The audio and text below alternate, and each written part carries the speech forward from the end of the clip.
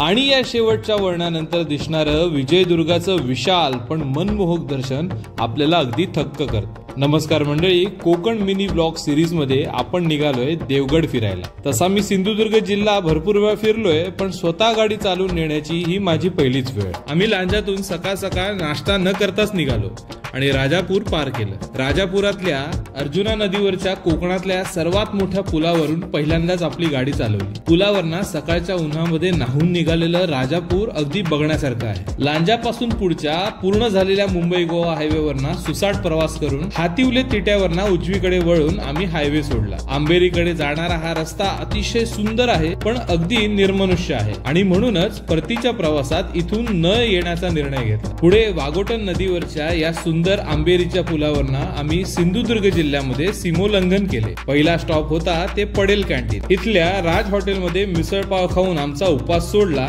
आणि आपण निघालो विजयदुर्गाकडे। मंडळी, पुढच्या भागात आपण विजयदुर्ग किल्ला फिरणार आहोत, म्हणून आत्ताच आम्हाला फॉलो आणि सबस्क्राईब करून ठेवा। भेटूया पुढच्या भागात।